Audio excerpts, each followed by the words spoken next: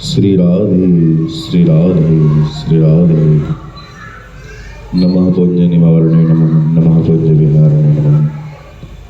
हे भक्तों, हे बंधुओं, आज मैं आपको यही बात सिखाना चाहता हूँ कि भगवान से सदैव प्रीति बनाकर रखिए, सदैव अपने हृदय में प्रभु को निवास करके रखिए, वही आपका बेड़ा पार करेंगे। आज हम लोग देखते हैं कि भक्त चार प्रकार से होते हैं। एक तो भक्त होता है असली, जो सदैव भगवान का भजन करता है, सदैव भगवान का अर्चना करता है, भगवान का नाम लेता है, उससे दूसरों से कोई फर्क नहीं पड़ता उसको। वो होता है भक्त, होता है असली। दूसरे भक्त होते हैं नकली, जो सिर्फ कई दिन चंदन लगाएंगे, कई दिन चंदन नहीं लगाते, और कैमरा में रील बनाकर डालते हैं, वो भक्त होते हैं नकली। तीसरे भक्त होते हैं फसली। फसली का अर्थ होता है जो सावन में केवल चंदन लगाकर घूमते हैं, कुछ ही महीनों के लिए होते हैं, उन्हें फसली।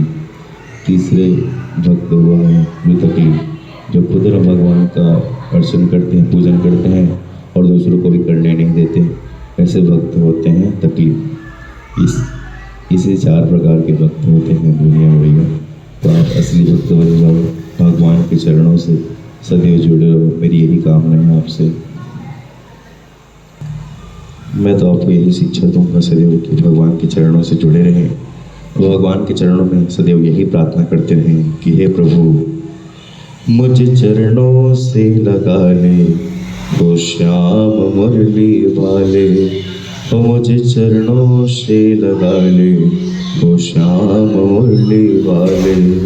ओ मुझे चरणों से लगा ले, ओ श्याम मुरली वाले। ओ सांस सांस में तेरा, ओ सांस सांस में तेरा, ओ नाम मुरली वाले। ओ मुझे चरणों से लगा ले, ओ श्याम मुरली वाले। ओ मुझे चरणों से लगा ले, ओ श्याम मुरली वाले। ओ श्याम मुरली वाले, ओ मुझे चरणों से लगा ले, ओ श्याम मुरली वाले। भक्तों की तूने कान्हा विपदा है तारी, ओ भक्तों की तूने है कान्हा विपदा है तारी। मेरी भी थाम ले हाथ, मेरी भी थाम लो हाथ, ओ श्याम मुरली वाले। ओ मेरे चरणों से लगा ले, ओ श्याम मुरली वाले। ओ मुझे चरणों से लगा ले, ओ श्याम मुरली वाले। ओ बिगड़े बनाए तुमने, ओ बिगड़े बनाए तुमने हर काम मुरली वाले। ओ मुझे चरणों से लगा ले, ओ श्याम मुरली वाले। ओ मुझे चरणों से लगा ले, ओ श्याम मुरली वाले। मुझे चरणों से लगा ले, ओ श्याम मुरली वाले। है पास पात में तेरा, है पतझड़ में मेरा जीवन, बन के बाहर आजा। हो पतझड़ है मेरा जीवन, बन के बाहर आजा। सुन ले पुकार कान्हा बस एक बार मुरली वाले। ओ मुझे चरणों से लगा ले, ओ श्याम मुरली वाले। ओ मुझे चरणों से लगा ले, ओ श्याम मुरली वाले। बेचैन मन के ही तू, बेचैन मन के तुम ही तो आराम मुरली वाले। ओ मुझे चरणों से लगा ले, ओ श्याम मुरली वाले। ओ मुझे चरणों से लगा ले, ओ श्याम मुरली वाले। तुम हो दया के सागर, जन्मों की मैं हूँ प्यासी। ओ तुम हो दया के सागर, जन्मों की मैं हूँ प्यासी। दे दो जगह मुझे भी चरणों शुभा तुम्ही हो गिरधर, ओ शुभा तुम्ही हो गिरधर, ओ श्याम मुरली वाले, ओ मुझ चरणों से लगा ले, ओ श्याम मुरली वाले, ओ मुझ चरणों से लगा ले, ओ श्याम मुरली वाले।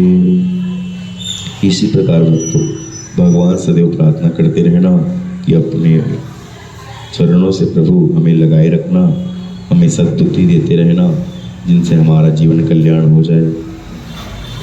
ध्रुव भक्त ने भी इसी प्रकार भगवान के चरणों में प्रीति मांगी। भगवान ने उन्हें अपने चरणों की प्रीति प्रदान की। ध्रुव ने प्रति दिन भगवान का नाम लिया है और सुख समृद्धि को प्राप्त करते हुए कई वर्ष राज्य किया। ध्रुव के वंश में ही अंग्र ऋषि का जन्म हुआ। अंग्र ऋषि से वेणु का जन्म हुआ और वेणु जी से राजा पृथु जी का जन्म हुआ, जिन राजा पृथु जी महाराज का सनकादि ऋषियों ने सत्संग करवाया, जिनके अश्वमेध यज्ञों की कथा मैं आपको सुनाऊंगा। अतः पृथु जी महाराज के पुत्र विजिताश्व और विजिताश्व के पुत्र हविधान और हविधार्म के पुत्र प्राचीवाही, प्राचीवाही के 10 पुत्रों जिनको प्रचेता कहते हैं, इन प्रचेताओं को भगवान शिव ने नारायण सरोवर पर रुद्र गीता का उपदेश दिया, रुद्र गीता का उपदेश प्रदान किया। साथ ही साथ नारद स्वयं आकर प्राचीवाही को पुरंजन का व्याख्यान सुनाते हैं। अतः 36 श्लोकों में रुद्र गीता का बड़ा ही सुंदर विशेष पूर्व से महादेव ने, भोले बाबा ने सत्संग की कथा का महिमा को बड़े सुंदर तरीके से बताया है कि एक व्यक्ति उसने हजारों साल स्वर्ग में सुख भोगा हो, दूसरी ओर कोई व्यक्ति एक क्षण के लिए इस सत्संग में जाकर बैठ गया हो, उस आनंद का अनुभूति भोले बाबा ने बताया है कि जो एक सेकंड के लिए सत्संग में जाकर बैठा हो, उसके आनंद की गणना उस 100 साल में स्वर्ग में बिताए हुए सालों के बराबर भी नहीं हो सकती। सत्संग को सर्वप्रथम मान्यता दी है भोले बाबा ने और प्रचेताओं को सत्संग की महिमा को बड़े सुंदर तरीके से बताया है।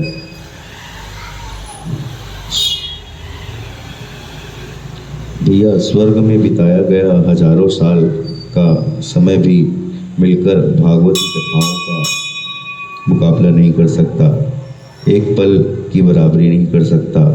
याद रखना बंधुओं, वह सत्संग में कथा भी बताया है, एक ही पल में अनमोल हो जाता है, अक्षय फल देने वाला ऐसा भागवती कथा है।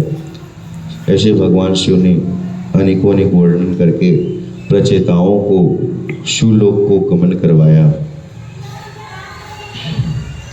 आगे चल के वेणु चरित्र का वर्णन सुखदेव जी ने परीक्षित को करवाया। सुखदेव जी कहते हैं कि वेणु महाराज का जन्म अंगिर ऋषि के यहाँ हुआ। यह वेणु ऋषि पुत्र था, परंतु सभी को बड़ा दुख देने वाला था, दुखित कार्य करता था, सभी को परेशान करता था। इनके कारण से सदैव लोग दुखी रहते थे। अतः एक दिन साधुओं ने उसको श्राप दे दिया कि जाओ तुम्हारा विनाश हो जाए, दुष्ट। अतः श्राप के प्रभाव से वह मृत्यु को प्राप्त हुआ। अतः एक दिन मुनियों ने सोचा यह तो मर गया, इसके शरीर का मथन किया जाए तो एक काला कलूटा बालक का जन्म इसके शरीर से हुआ, जिसे हम निषाद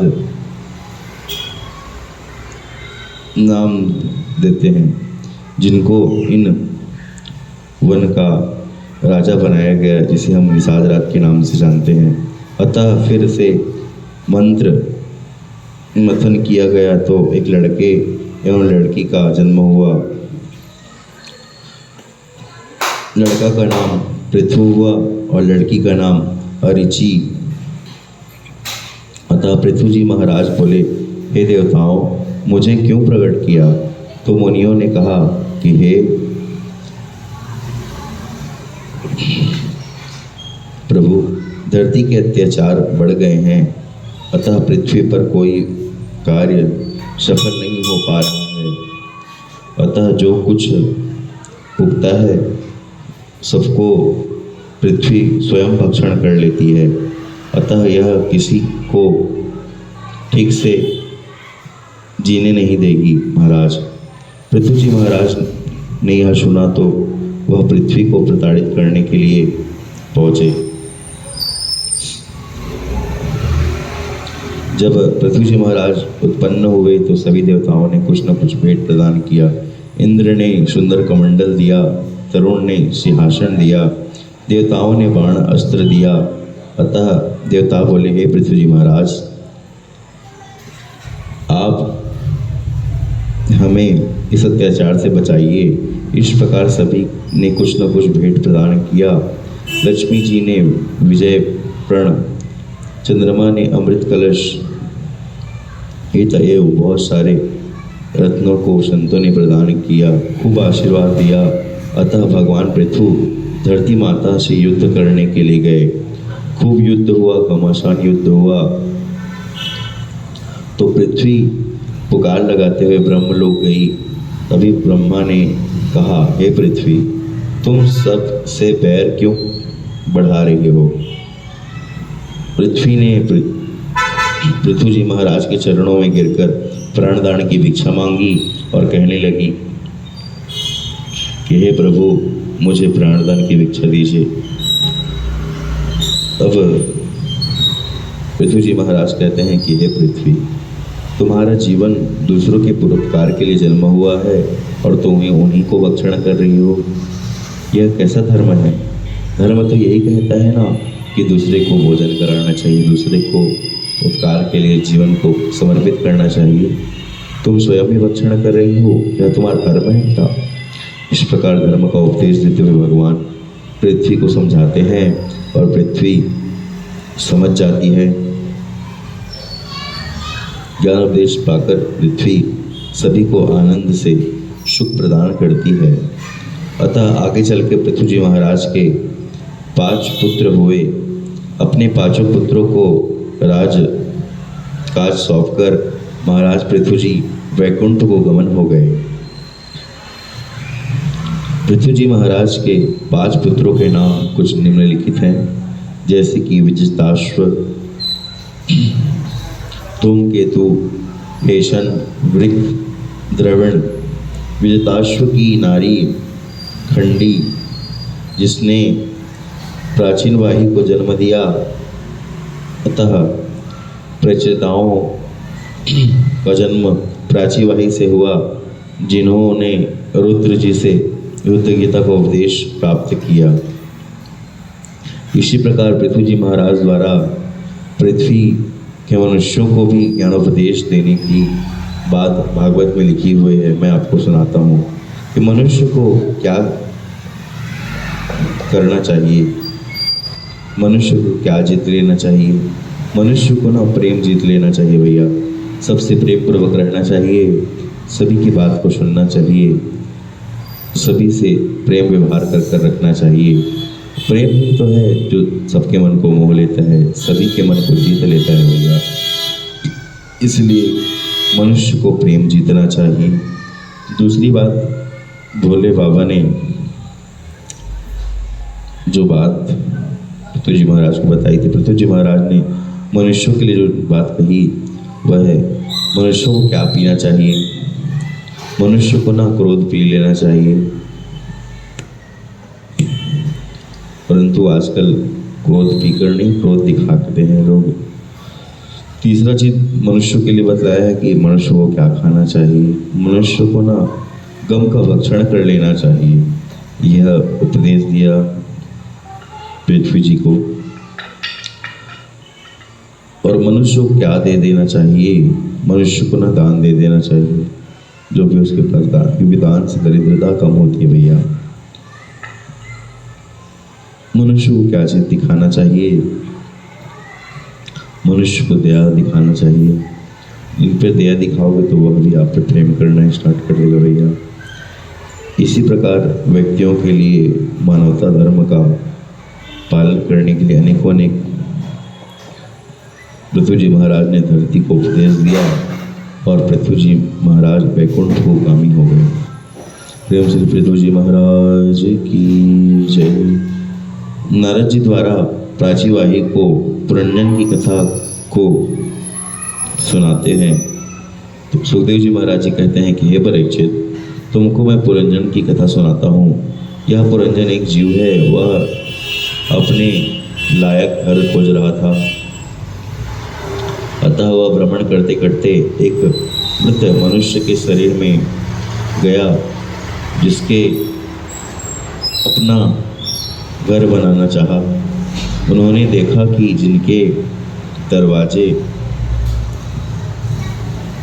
9 ठो हैं, अतः इन 9 दरवाजों से इस घर के ढांचा बना हुआ है। ऊपर पूर्व की ओर 5 दरवाजे, पश्चिम में 2 दरवाजे, दक्षिण में 1 दरवाजे और उत्तर में 1 दरवाजे। पुरंजन का 3 नाम भागवत में लिखा गया है।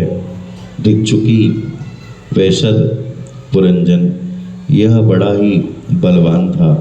यह अकेले रण में जीत आता था, विजय प्राप्त कर लेता था। अतः इंद्र को बैल बनाकर विजय पद जीता कर वह बड़े ही सिंहासन पर राज किया। अतः इस जीव ने शरीर के अनेकों जगहों में वास किया है। अतः बताया कि इस शरीर में मलमूत्र ही भरा है भैया। सभी के ऊपर के ढांचे बढ़िया बढ़िया हैं, बट अंदर में मल ही भरा हुआ है। पुरंजन जी ने यह बात भी बताया कि मनुष्य के अंदर कौन कौन सी क्रोध भावनाएं होती है।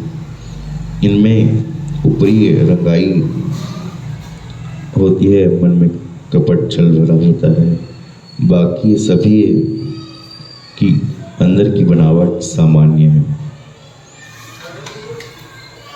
इस प्रकार सुखदेव महाराज जी कहते हैं कि हे परीक्षित, अब मैं तुमको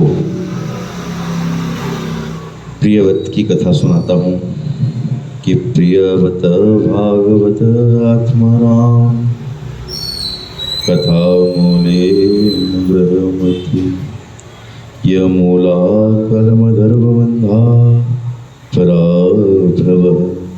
राजा परीक्षित कहते हैं कि हे गुरुदेव, हमने सुना है कि मनु महाराज के बड़े पुत्र प्रियव्रत की कथा ऐसी है कि लोग उन्हें भागवत कहते थे।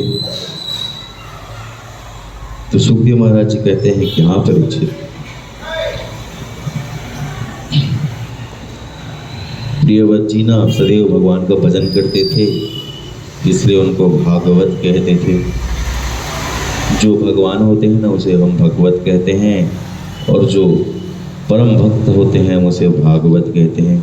यह श्रीमद् भागवत कथा इसलिए कही गई है कि इसमें भक्तों की कथाएं हैं, भगवान की लीलाएं हैं, किस प्रकार भगवान ने भक्तों पर कृपा की है, यह सब कथाएं इस भागवत में भैया, इसलिए इसका नाम श्रीमद् भागवत है। हे परीक्षित, भागवत का अर्थ यही होता है, जैसे भागवत में 4 अक्षर हैं, जैसे भा का अर्थ होता है भक्ति, ज्ञा का अर्थ होता है ज्ञान, और वा का अर्थ होता है वैराग्य, और ता का अर्थ होता है त्याग। जो इन 4 चीज़ों से मिलकर बना है उसी का नाम भागवत है। यदि कथा सुनते सुनते कभी आपको जीवन में भक्ति आ जाए, वैराग्य आ जाए, ज्ञान मिल जाए, त्याग की भावना आ जाए, तो ये समझना कि आप भी एक स्वयं रूप में भागवत हैं।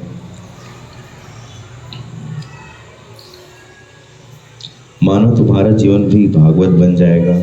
अगर अच्छे से कथा सुनोगे तो क्या कई बार कथा में भी बैठे बैठे मन भ्रमण कराता है, परंतु हमें इन्हें भागवत में पुनः लगाना चाहिए।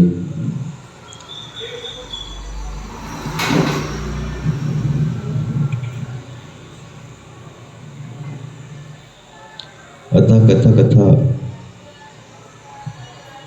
में सदैव मन को लगाए रखना, हमारा जीवन भी भागवत बनना चाहिए। ऐसे प्रियव्रत जी महाराज थे जिन्हें लोग भागवत के नाम से जानते थे। उनका विवाह विश्वकर्मा की पुत्री वरही जी से हुआ। अतः जिनके 8 पुत्र निम्नलिखित हैं: अग्निनद, कुरुमुश, हरिव्रत, इंद्रजीन, महाबाहु, हिरण्य, कवि ब्रह्म, नेत्रय, विति। अतः प्रियव्रत ने सूर्य के पीछे भ्रमण करते करते ब्रह्मांड की रचनाओं को रथ के ऊपर से देखा। दिन रात सूर्य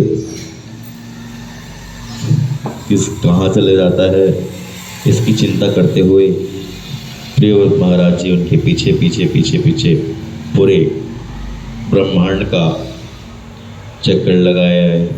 इनके इस कार्य से, रथ भ्रमण से 7 सुमेरु पर्वत, 9 द्वीप, 7 खंड भ्रमण करने की रचना भागवत में लिखी हुई है। ब्रह्मांड में केवल सूर्य एक ही है जिसके प्रकाश से पूरा ब्रह्मांड प्रकाशित होता है। यह बात भी प्रियव्रत जी ने जानी। आगे चलकर उनकी वंशावली बढ़ती चली गई। इसमें आगनीत का विवाह स्वर्ग की अप्सरा पूर्व चित्ती के साथ में हुआ। अतः राजा अग्नित हमारे जम्बूद्वीप के राजा बने, जिसे हम आज भागवत भारत के नाम से जानते हैं। भारत का नाम भारत क्यों पड़ा? यह भारत का नाम भारत 3 चीज़ों से पड़ा है भैया। पहले हमारे जड़ भरत जी और कौशल्य नंदन भरत, इन भारत के नाम से ही हमारे देश का नाम भारत पड़ा। पहले हमारे देश का नाम जम्बूद्वीप था, जिसके राजा अग्नित बने। उनके यहाँ 9 पुत्रों पूर्व में जन्म लिए। नाभि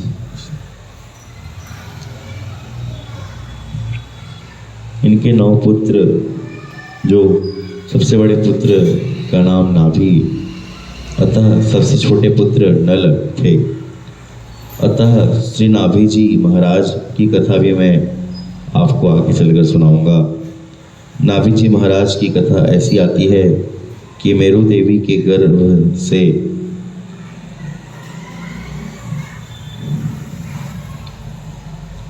अतः भाग्य से नाभि महाराज जी का कोई संतान नहीं था। उनका विवाह मेरु देवी के साथ में हुआ।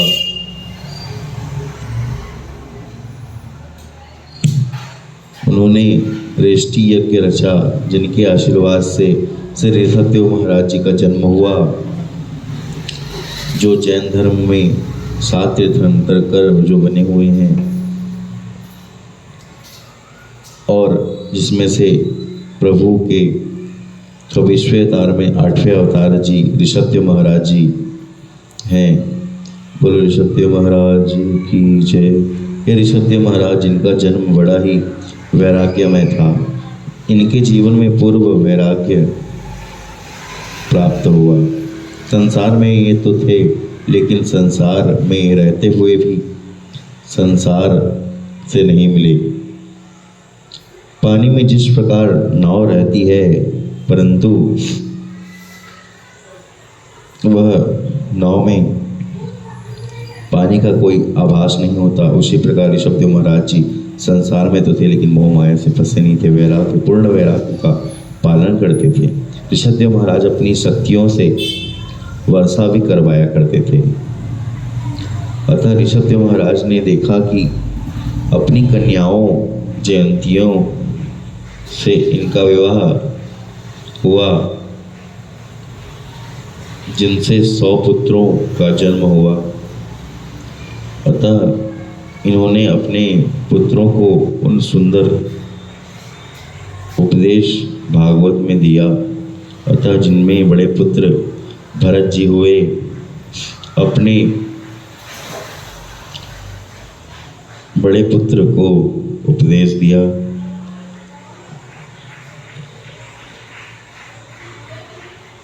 कि नाभ्यम देहो देव भाजम नित्यलोक कष्टान कर्मणीत विड़भुजांगे देव दिव्य पुत्रांगेन श्रुताम्द्रो समाद ब्रह्म शोकम विवन्यतम। अपने बच्चों को ऋषभदेव महाराज जी कहते हैं कि हे बच्चों, तुम मानव शरीर को अवश्य संभाल कर रखना बेटा। यह मानव शरीर क्यों मिला है? क्या सब केवल पैसा कमाने, शादी करने, बच्चे करने, परिवार के लिए बस यही इसी के लिए मिला है? नहीं, तुम्हारा जीवन भगवान के चरणों में सेवा करने के लिए हुआ है। हम लोग तो बस अपने जीवन का भरण पोषण में लगे हुए हैं। हमें तो प्रभु भजन छूटा तो बिल्कुल भी फर्क नहीं पड़ता, परंतु भक्त ऐसे होते हैं कि भजन किए बिना उनको चैन नहीं मिलता। हमें सदैव भगवान के चरणों से जुड़े रहना चाहिए भैया।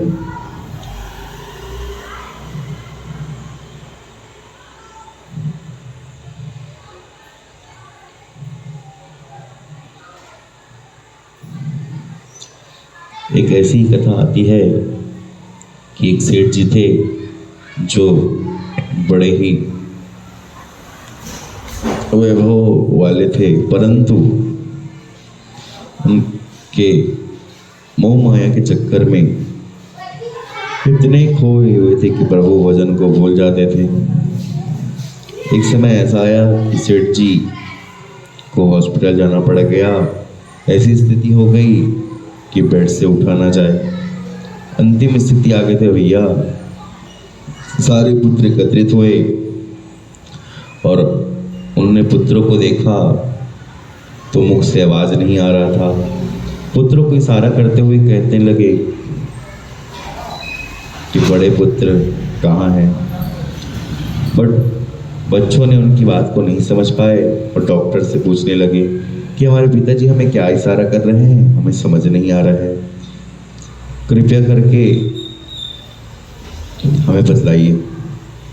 तभी उन्होंने एक पुत्र ने कहा कि हो सकता है भैया पिताजी ने कुछ धन छिपा कर रखे होंगे खजाने, वही इशारा करके बता रहे होंगे अंतिम समय में, ताकि हमें जीवन में ज़्यादा कष्ट भोगना ना पड़े, ज़्यादा परिश्रम ना करना पड़े। वह खजाने का पता बतला रहे होंगे हमें। तो डॉक्टर से पुत्रों ने प्रार्थना की कि हे डॉक्टर जी, हमारे पिताजी से 2 शब्द निकलवा दीजिए मुंह से, आपको जो भी फीस लेना है ले लीजिएगा। तो डॉक्टर कहते हैं कि मेरे पास एक ऐसा इंजेक्शन है जिससे 2 मिनट के लिए आपके पिताजी के मुख में बोलने की शक्ति आ जाएगी, लेकिन वह इंजेक्शन की कीमत बहुत ज़्यादा है, 2 लाख रुपए है। तभी सभी पुत्रों ने कहा कि 2 लाख क्या बड़ी चीज़ है, और हो सकता है पिताजी ने खजाना का पता बतला दिया हो तो वह तो बहुत करोड़ों का धन होगा। दो लाख तो हम ऐसे ही दे देंगे। डॉक्टर को 2 लाख दे दिया और इंजेक्शन लगाया डॉक्टर ने।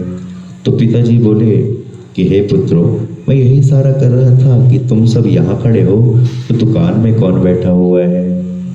प्रेम से गले श्री राधे। देखो अंतिम समय भी उस व्यापारी को दुकान की फिक्र लगी हुई थी। तो सभी पुत्रों ने हंसकर कहा कि हे पिताजी, अब दुकान की कीमत छोड़ लो, अब तो आप आराम करो, यही अब आराम कर समय है।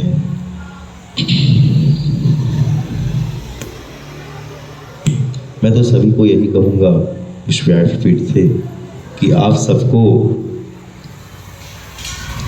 कि अपने बच्चों को कार लेकर दीजिए, परंतु साथ साथ संस्कार भी दीजिए।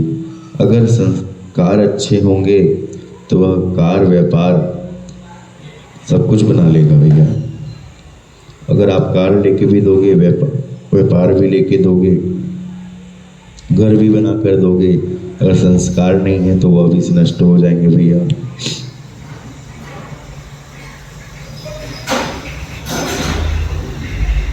एक ऐसी ही कथा दूसरी आती है श्री शालिग्राम जी महाराज।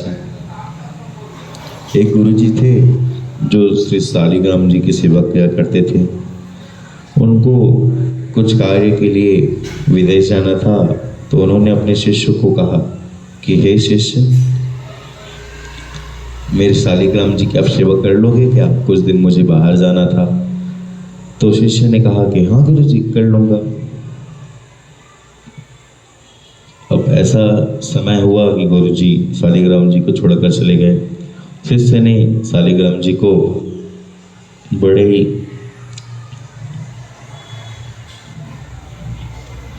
सुंदर को पूजन पाठ किया और उन्हें स्नान कराने के लिए नदी किनारे ले गए। नदी किनारे जाकर जब देखा कि पेड़ पर फल लगे हुए हैं, तो वह शालिग्राम जी को उठाकर फल की ओर मारे, तो फल तो प्राप्त हो गया, लेकिन शालिग्राम जी नदी में गिर गए। अब तो शिष्य को बड़ी चिंता होने लगी कि हे प्रभु, मैंने क्या कर दिया, अब तो मुझे गुरुजी नहीं छोड़ेंगे। दिन भर चिंता करने लगे। पास में ही एक जामुन का पेड़ था, तो जामुन को तोड़कर ले आए और शालिग्राम बनाकर बैठा दिया। उन्हीं को स्नान कराने लगे, उन्हीं को चंदन वंदन लगाने लगे। एक दिन जब गुरुजी वापस आए तो क्या देखते हैं, शिष्य खूब सेवा कर रहा है। तो शिष्य कहा कि हे शिष्य, अब तुमने खूब सेवा कर लिया शालिग्राम जी का, अब मुझे भी सेवा करने दो। तो शिष्य कहता है नहीं नहीं गुरुजी, मुझे ही सेवा करने दीजिए। आपके हाथ से या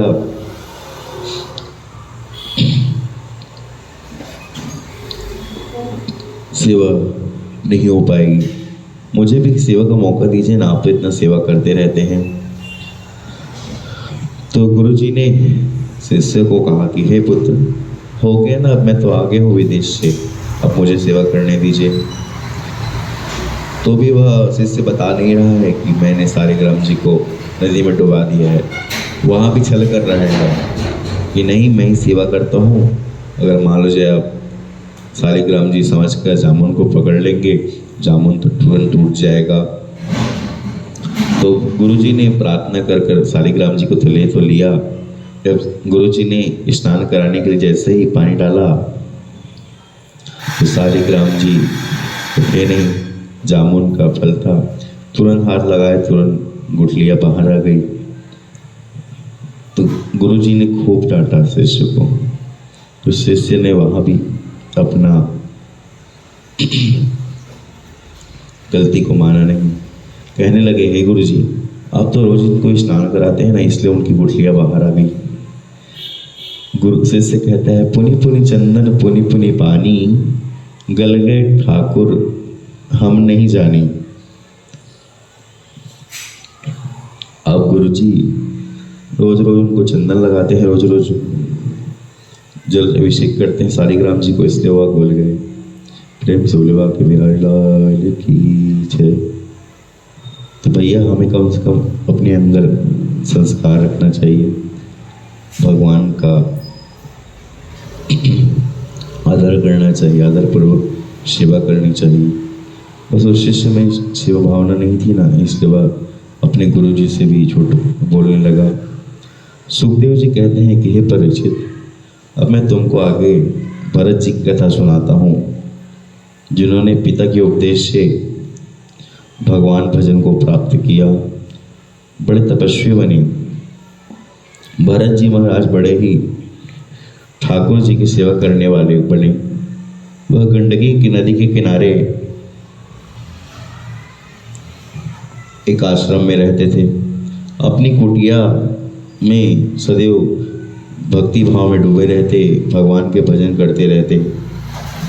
परंतु एक दिन ऐसा समय आया कि जब ध्रुव जी महाराज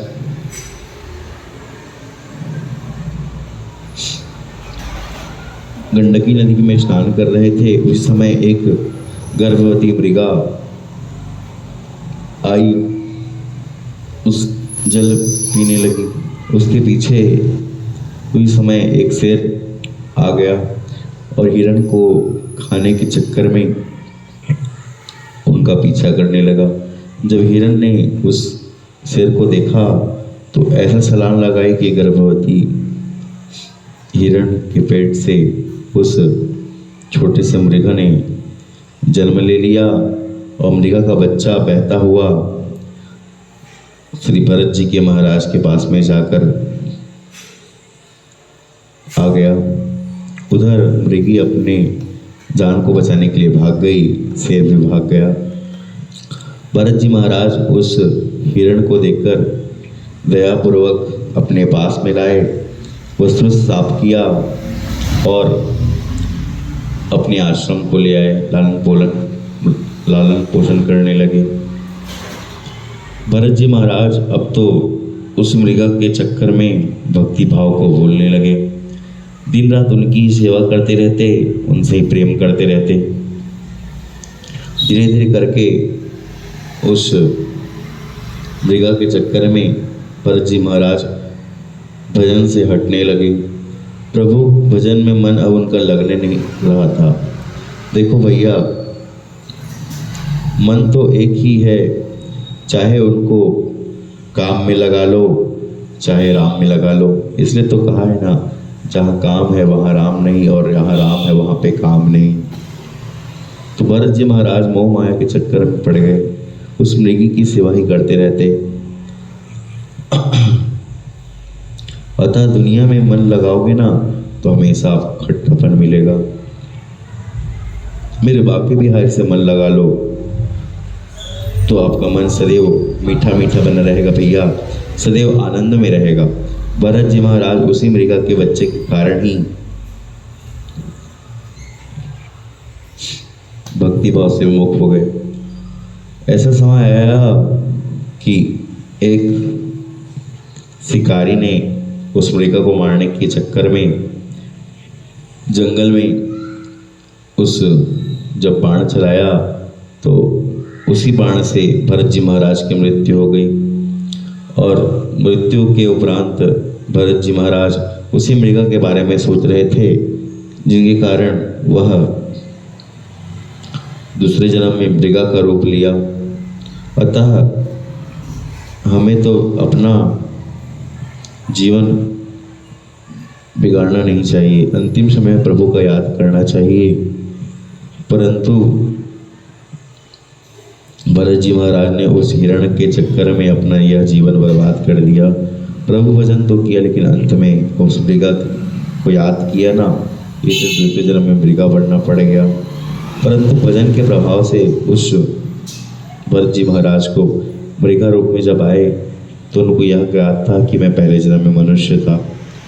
तो वह इस मृगा रूपी शरीर को त्याग कर दूसरे जन्म त्याग रहे थे, तो ब्राह्मण का रूप को याद किया और दूसरे जन्म में वह ब्राह्मण का शरीर धारण किया। वृंदावन में जाकर भगवान की खूब भजन ध्यान किया। वृंदावन विहारी इतने दयालु हैं कि बार बार जीवन में कष्ट आने के बाद भी उन्हें कष्ट से डूबने नहीं दिए। इसलिए मैं कहा करता हूँ,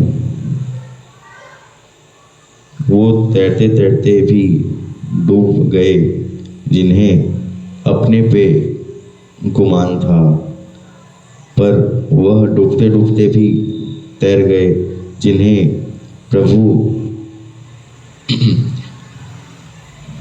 पर मेहरबान था।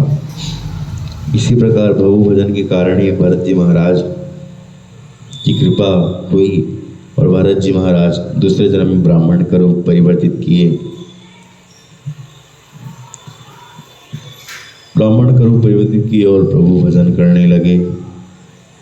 एक बार भरत जी महाराज अपने कुटिया के पास में ही प्रभु भजन कर रहे थे। पास में ही कुछ कहार रघुगण राजा को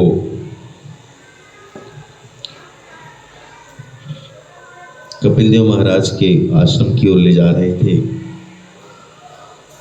तो उनका एक कहार उस समय प्राण त्यागने की वजह से एक कहार की कमी पड़ गई। तो कहारों ने भरत जी महाराज को देखा और उनको पकड़कर राजा के पास में लाए गए। रघुवर राजा ने डांट पकड़ लगाकर कहा कि हे कहार, तुम हमारे कहार बन जाओ। हमारे एक कहार तो मर गया है, तुम एक कहार बन जाओ, हम तुम्हें कपिल देव महाराज के दर्शन करवाएंगे। अब तो जैसे तैसे भरत जी महाराज मान गए और उस रघुगण राजा को ले जाकर कपिल देव महाराज का आश्रम ले जाने लगे। पास में ही जब पहुंचे तो एक चींटियों की कतार जा रही थी। वो चींटियों की कतार को देखकर भरत जी महाराज तुरंत छलांग लगा लिए। तो राजा का सिर टकराकर कष्ट पाया। ऐसे ही दूसरी बार कतार जा रही थी, फिर से छलांग लगाया। अब तो राजा गुस्सा हो गया और उतरकर भरत जी महाराज खूब चिल्लाया, हे मूर्ख, तुम्हें इतना भी ज्ञान नहीं है कि तुम बार बार छलांग लगाते हो। तो ध्रुव जी महाराज भरत जी महाराज कहते हैं कि हे राजन, इसमें चींटी की कतार जा रही थी ना, तो कहीं मेरे पैर से चींटी न मर जाए, इसलिए मैं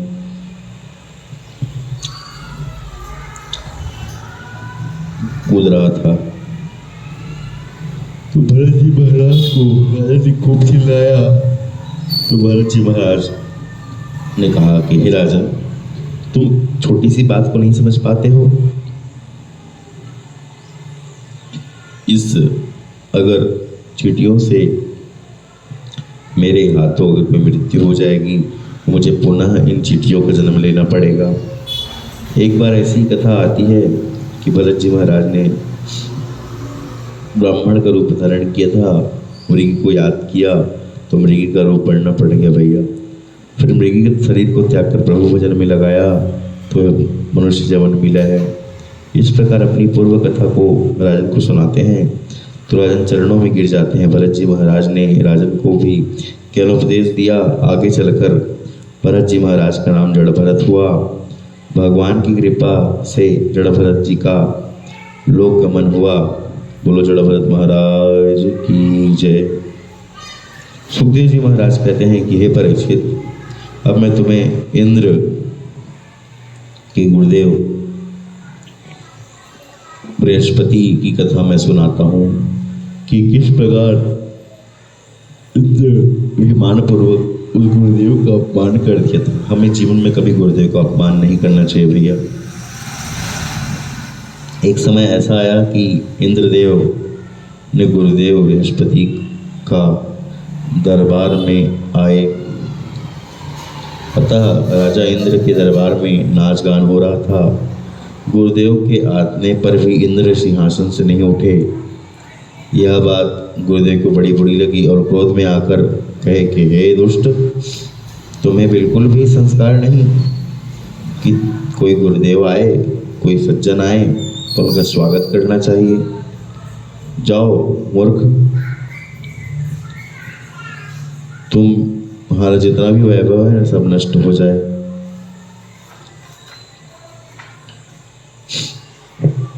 ऐसा कह दिया और प्रभु बृहस्पति जी उस सभा से चले गए। 15 दिन बीत गए, अब गुरुदेव का कोई पता नहीं था। इंद्र ने बहुत डरवाया और इस मौके के प्रभाव से राक्षस को जब पता चला इंद्र की परिस्थिति के बारे में, तो इंद्र पर हमला बोल दिया। इंद्र मन ही मन गुरुदेव को याद करने लगा, अब तो कौन मुझे इस असुरों से बचाएगा, अस्त्र की शिक्षा भी हम कौन देगा। अतः इंद्र ने अज्ञानता को नष्ट करने के लिए अपने गुरुदेव को याद किया। गुरुदेव तो नहीं मिले। उन्होंने फिर त्रिदेव मुनियों के पास में जाकर इंद्र हाथ जोड़ने लगे कि हे गुरुदेव, मेरी रक्षा करो, उन्हें अस्त्र ज्ञान की शिक्षा दीजिए। इंद्र ने उन्हें अपना गुरुदेव बना लिया। कुछ दिन के बाद में इंद्र अपने लोक में पूजन करवाए। इनका त्रिदेव के 3 सिर थे, इसी कारण उन्हें त्रिदेव कहा गया। त्रिदेव को पूजन करने के लिए बुलाए। कुछ समय के लिए बाहर जाने पर इंद्र के त्रिदेव ने अपने भोजन के लिए सेवकों को बोला। त्रिदेव एक मुख से मदिरा का पान करते थे, दूसरे मुख से भोजन करते थे, एक मुख से जल पीते थे। इंद्र वहाँ वापस आकर देखता है तो यह उसे सहन नहीं होता है। अतः इंद्र क्रोध में आकर त्रिदेव के गले को काट देता है। जब धीरे धीरे कर इंद्र का शरीर गंध करने लगता है, तब गुरुदेव ने उन्हें ज्ञानोपदेश करते हैं कि हे इंद्र, तूने एक ब्राह्मण की हत्या कर दी, तुम्हें ब्रह्म अपराध लग गया है।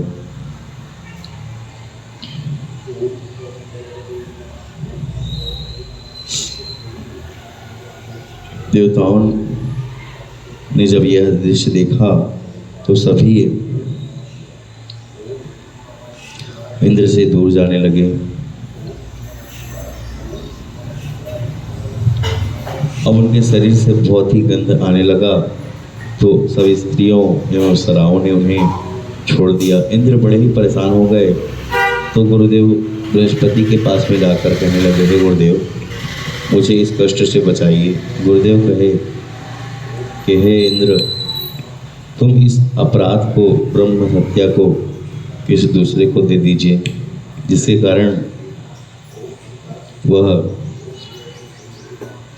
इस अपराध को लेगा और तुम इससे मुक्त हो जाओगे। तब इंद्र ने पहला ब्रह्म अपराध को नारी को दिया, जिसके कारण वह महीने में 6 दिन ब्रह्म हत्या के अपराध से गुजरना पड़ता है, रक्तपान होता है। दूसरा ब्रह्म हत्या का जल को दिया, जिसके कारण जल में जैसे कोई गाय का जमुना से वह गंध करने लगता है, वह ब्रह्म हत्या के कारण होता है। तीसरा अपराध वृक्ष को दिया, अतः जिनके प्रभाव से वह वृक्ष भी सूख गया। जब इंद्र ने नारी को यह ब्रह्म हत्या का अपराध दिया, तो रक्तपान होने से उस नारी गर्भवती हुई जिनसे उनका गर्भधान हुआ। इंद्र की राज शोक विनाश को बढ़ाने के लिए एक पुत्र का जन्म हुआ। एक दिन राजा अपने इंद्र गजमुक्त पर जा रहे थे। उस पर चढ़कर युद्ध करने के लिए राजन नगर से निकल रहे थे। तभी रास्ते में दुर्वासा ऋषि मिले तो राजन ने प्रणाम किया। अतः ऋषि के आशीर्वाद स्वरूप अपने एक विजय माला को इंद्र को पहनाया। इंद्र ने खूब सुंदर प्रणाम किया और पुनः हाथी में जाकर बैठ गए। ऋषि ने आशीर्वाद दिया कि हे राजन, यह विजय माला है, जो भी इसे पहन लेता है ना वह विजयी होता है, कोई उसे पराजित नहीं कर सकता। इंद्र ने नमस्कार किया और हाथी पर बैठकर जाने लगे। जैसे ही हाथी पर बैठे तो इंद्र को अभिमान हो गया और अभिमान में भरकर उस विजय माला को फेंक दिया। यह कौन सी माला है जो मुझे विजय बना देगी? मैं तो स्वयं के अस्त्रों से विजय होता हूँ। इस प्रकार उस माला को फेंक दिया और उस माला को हाथी ने अपने पैरों से कुचल दिया। आगे चले गए राजन। जब दुर्वासा ऋषि उसी रास्ते से वापस आए तो लौटते हुए उसी माला को देखा तो दुर्वासा ऋषि को बड़ा बुरा लगा। अतः क्रोध में आकर इंद्र को श्राप दे दिया, हे मूर्ख, मेरी विजय माला के आशीर्वाद को तुम ठुकराते हो। जाओ, जिस भी संपत्ति का तुम्हें अभिमान है, घमंड है, जाओ वह समाप्त हो जाए, तुम निर्धन बन जाओ। अतः ऋषि के यह श्राप के प्रभाव से इंद्र के राजकोष, धन संपत्ति, गजमुक्त सब समुद्र में जाकर विलुप्त हो गए। राजा निर्धन हो गए और इंद्र के कारण ही इस धरती पर समुद्र मंथन की कथा आती है। प्रेम से श्री राधे। सुखदेव जी महाराज कहते हैं कि हे परीक्षित, अब मैं तुमको वृत्तासुर की कथा सुनाता हूँ, जो कैसे दैत्य योनि को प्राप्त हुए। हे परीक्षित सुनो। सुरसेन राजा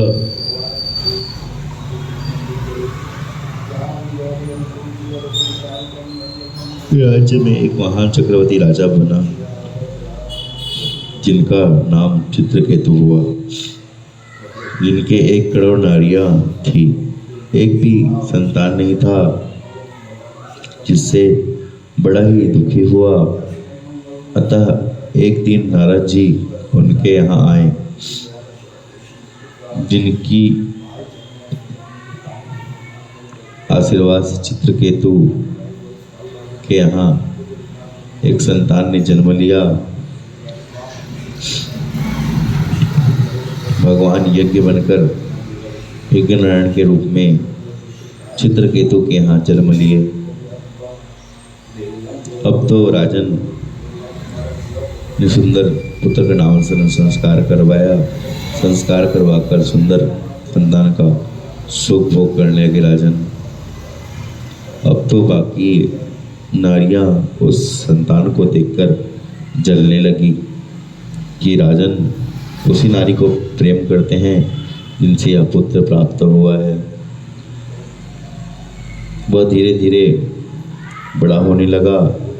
अतः बालक को देखकर सभी नारियां ईर्ष्यापूर्वक उनके लिए जहरीले खीर का निर्माण किया और खीर को जाकर उस बालक को पिला दिया। जहर खीर के प्रभाव से वह बालक तुरंत ही जहरीला हो गया और तुरंत प्राण को त्यागना पड़ गया। जब राजा को इस बात का पता चला तो वह जोर जोर से रोने लगा। विलाप करने लगा।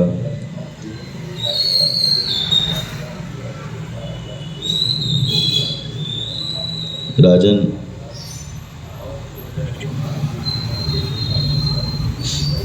कहने लगा कि हे प्रभु, मेरा एक ही संतान हुआ था, उनको भी आपने छीन लिया।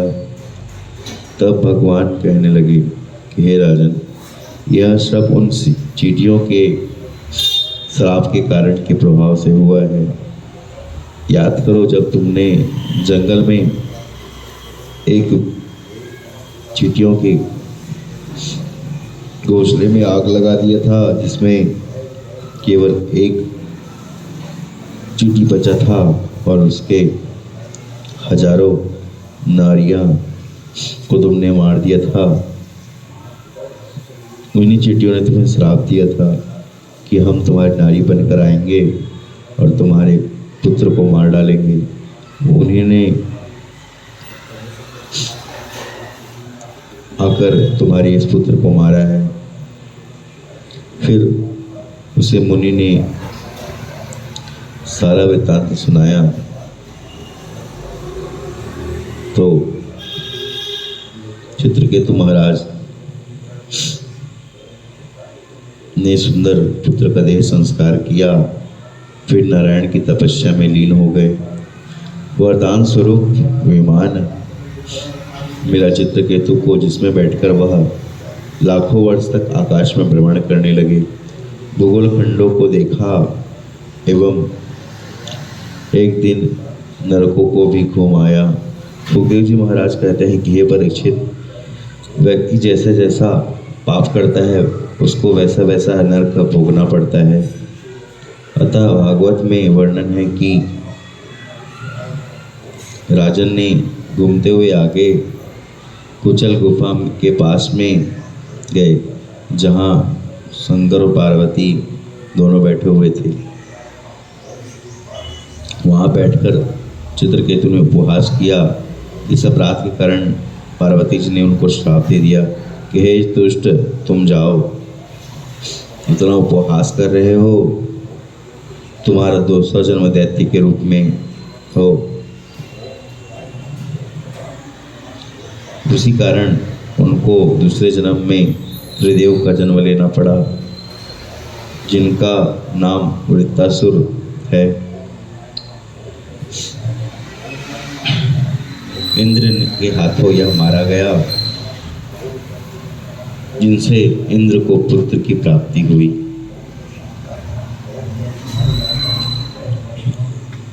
बोले देव महाराज की जय, कर्ण महाराज की जय। दूसरी कथा आती है अजामिल की। सुखदेव जी महाराज कहते हैं कि परीक्षित, अब मैं तुमको एक उस ब्राह्मण की कथा सुनाता हूँ जो मोह माया में फंसा हुआ था, पर प्रभु की कृपा हुई तो वह बैकुंठ को गमन हो गया। अजामिल नाम का एक ब्राह्मण रहता था। अतः वह ब्राह्मण तो था, लेकिन वह कोई ब्राह्मण योग कार्य नहीं करता। उन्होंने एक नरवधु के चक्कर में आकर अपने मानव जीवन को बर्बाद करने के लिए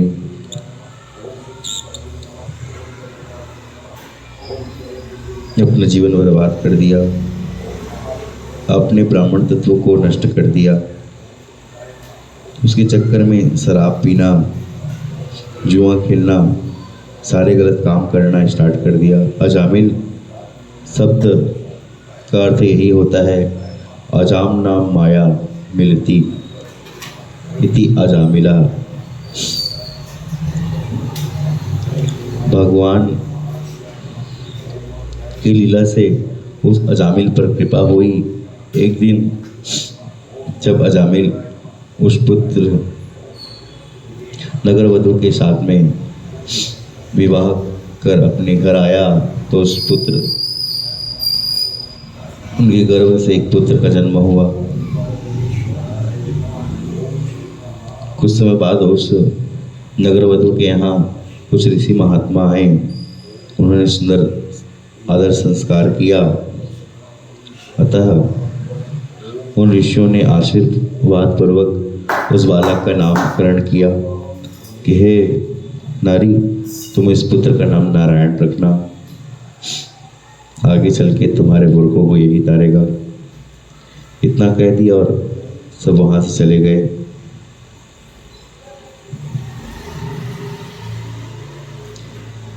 स्त्री ने उस पुत्र का नाम नारायण रख दिया और अजामिल दिन रात उनका नाम लेता रहता, बेटा नारायण कहाँ हो,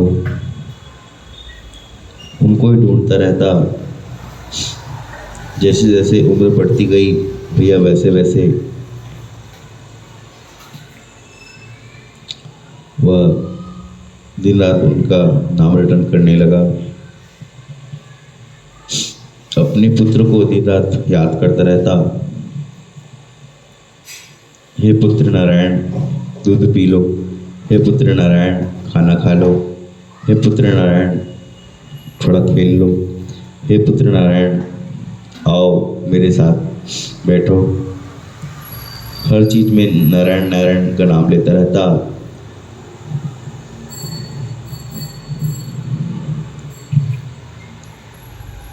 इनके प्रभाव से वह सदैव भगवान का नाम लिया करता था।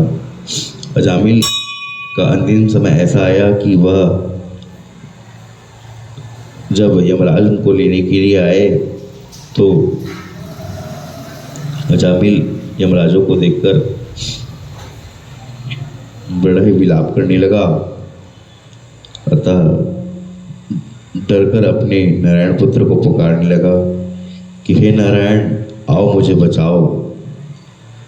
तो उसका बेटा तो नहीं सुन पाया, पर मेरे बाकी बिहारी ने सुन लिया। अपने तुरंत दूतों को भेजा, अपने पार्षदों को भेजा। भगवान भक्त वत्सल है भैया। सुखदेव जी महाराज जी कहते हैं कि अजामिल को यमदूत पकड़कर ले जा रहे थे।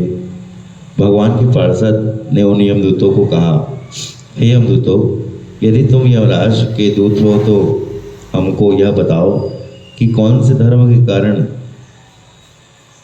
तुम ये अजामिल को ले जा रहे हो। तब यमदूत कहते हैं कि हे महाराज, यही धर्म है, एक नंबर का यह पापी है, इसने कौन सा ऐसा कार्य नहीं किया हो, सारे गलत काम इसने किए हैं।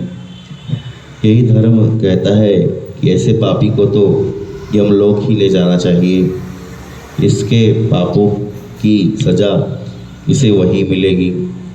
तो भगवान के पार्षद कहते हैं कि तुम क्या देख नहीं रहे हो, इसने अंतिम समय में नारायण का नाम पुकारा है, आओ नारायण मुझे बचाओ, यही कहा है। तो यमदूत कहते हैं कि हे महाराज, आप भी धोखा खा गए। यह भगवान रूपी नारायण को नहीं, अपने पुत्र रूपी नारायण को पुकार रहा था। अब भैया मैं यह कहना चाहता हूँ कि अगर मैं आपका नाम लेकर पुकारूंगा तो आप पलट कर अवश्य देखेंगे, परंतु अंतिम समय में जब अजामिल ने अपने पुत्र को पुकारा तो उसका बालक उसे बचाने के लिए नहीं आया, पलट कर बट नहीं देखा।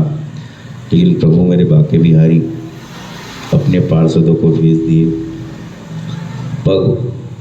भगवान तो चींटी के नुपुर की आवाज़ को भी सुन लेते हैं भैया, तो हमें हमारी बातों को कैसे नहीं सुन पाते। वह तुरंत अपने पार्षदों को भेज दिए और नारायण के पास में उस अजामिल को ले आए।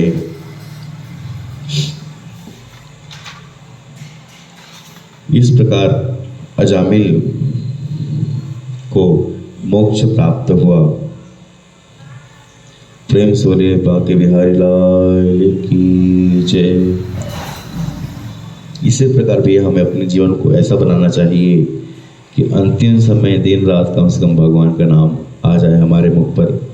जन्म जन्म पुनि जतन करही, अंत समय राम कही। जन्म जन्म जतन कर लो भैया, कम से कम अंतिम समय में राम का नाम निकल जाए मुख से। सुखदेव जी महाराज कहते हैं कि कर्म के अनुसार नरकों को कष्ट झेलना पड़ता है, वेतन करना पड़ता है।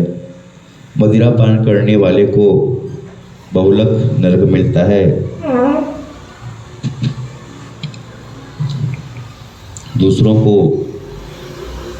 सुताने वाला को कवि नरक की प्राप्ति होती है, ब्राह्मणों का धन चुराने वाले को घोर नरक की प्राप्ति होती है, पर नारियों से गमन करने वाले को सुरभि नरक को जाना पड़ता है। महाराज, भागवत में कुल 27 नरकों का वर्णन है, इनमें से 7 शेष है।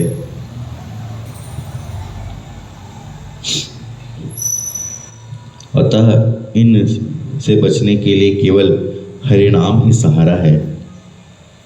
क्योंकि एक कथा ऐसी आती है कि एक तोता और एक नगरवधू दोनों निवास करते थे साथ साथ। नगरवधू उसे हरिनाम का सहारा सिखाती थी, परंतु वह नगरवधू जिस धन वो कमा कर लाती थी वह संबंध बना कर लाती थी। तो तोते को एक दिन पता चला कि मैं उस नगरवधू के गमन से ही भोजन पाता हूँ, तो उसने भोजन खाना बंद कर दिया। अब सुबह तो भूखा रहने लगा कि हे भैया, इनके पाप के चक्कर में मुझे नरक भोगना पड़ेगा, ऐसे ही मैं इस बंधन रूपी जीव को प्राप्त कर लिया हूँ, अब तो मैं मुक्त हो जाऊं कम से कम, ऐसा सोचने लगा। जब नगरवधू ने पूछा तो तोते ने सारी बात बतलाई कि हे नगरवधू, तुम भगवान का भजन करो, भगवान के भजन करने से यह तुम्हारा शरीर मुक्त होगा। अगर तुम कोई पाप कर लोगे तो तुम्हें पुला ऐसे ही जन्म लेना पड़ेगा। तो सुबह के उपदेश से वेश्या और नगरवधू ने दोनों ने हरिनाम का सहारा लिया और इस जीवन को तार लिया। इसलिए कहा गया है, सुआ पढ़ाते गणिका तर गई मीराबाई।